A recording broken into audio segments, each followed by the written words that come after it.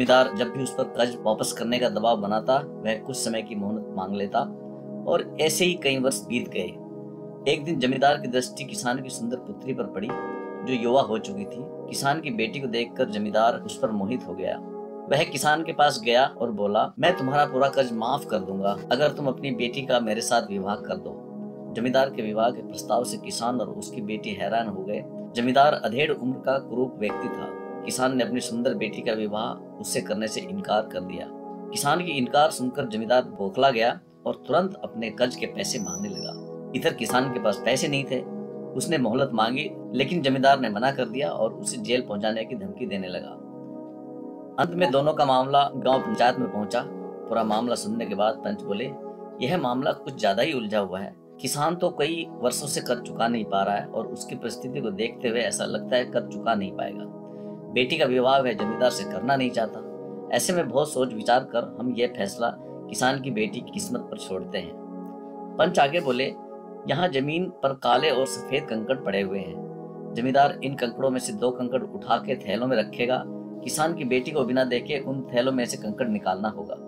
यदि वह काला कंकड़ निकालती है तो उसे जमींदार से शादी करनी पड़ेगी और किसान का कर्ज माफ कर दिया जाएगा। यदि वह सफेद कंकड़ निकालती है तो उसे जमींदार से शादी नहीं करनी पड़ेगी और किसान का कर्ज भी माफ कर दिया जाएगा। यदि वह कंकड़ निकालने से इनकार करती है तो किसान को जेल में डाल दिया जाएगा। पंचायत का यह फैसला सुनकर किसान और उसकी बेटी चिंता में पड़ गए। किसान तो सिर पकड़कर बैठ गया। इधर जमींदार ने जमीन में पड़े कंकड़ उठाकर थैली में डाल लिए। जब जमींदार कंकड़ उठा रहा था तो किसान की बेटी ने देख लिया। उसने सबकी आंखों में धूल झोंककर दोनों काले ही कंकड़ उठाए हैं। अब किसान की बेटी किसी भी थैले से कंकड़ निकालती, वह काले ही रंग का होता। जमींदार इतना धूर्त होगा यह उसने कभी सोचा नहीं था, लेकिन उसे किसी भी हाल में इस मुसीबत से बाहर निकलना था। वह अपना दिमाग दौड़ाने लगी। उसके सामने 3 विकल्प थे। 1, थैली में से कंकड़ निकालने से मना कर दे और पिताजी को जेल जाने दे। 2, थैली से कंकड़ निकाले और चुपचाप जमींदार से शादी कर ले। 3, पंचों को जमींदार की धूर्तता के बारे में बता दे। तीसरा विकल्प उसे ठीक लगा, लेकिन पंचों को बताने पर भी इस मुसीबत से छुटकारा नहीं मिलता। पंच जमींदार से कंकड़ बदलवा लेते और अंत में निर्णय उसकी किस्मत पर ही निर्भर रहता। वह एक ऐसा उपाय सोचने लगी जिससे उसे पंचों को कुछ कहना भी न पड़े और वह जमींदार से शादी करने से भी बच जाए। एक उपाय उसके दिमाग में आ ही गया। वह आगे बढ़ी और जमींदार की थैली में से एक कंकड़ निकाला, लेकिन उसे बिना देखे ही जमीन में गिरा दिया। जमीन में गिराकर वह कंकड़ अन्य कंकड़ों के साथ जा मिला।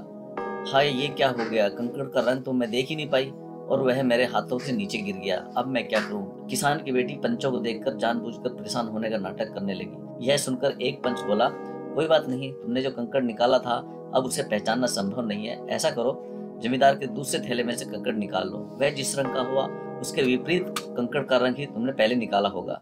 सभी पंच इस बात पर सहमत हो गए। इधर ये सुनकर जमींदार के होश उड़ गए, लेकिन अब वह क्या करता? पासा पलट चुका था और वह चुप ही रहा। किसान की बेटी ने जब थैले से कंकड़ निकाला तो वह काले रंग का था। सबने मान लिया कि पहले उसने सफेद रंग का कंकड़ निकाला था। इस तरह जमींदार से शादी करने से बच गई और उसके पिता का कर्ज भी माफ हो गया। इस कहानी से हमें यह सीख मिलती है कि मुसीबत के समय समझदारी से काम लेना चाहिए। जब भी मुसीबत आ पड़े तो बिना हौसला खोए शांत दिमाग से विचार करो, कोई न कोई हल अवश्य निकल आएगा। बहुत सारी रोचक और ज्ञानवर्धक जानकारी लेकर जल्दी उपस्थित होंगे।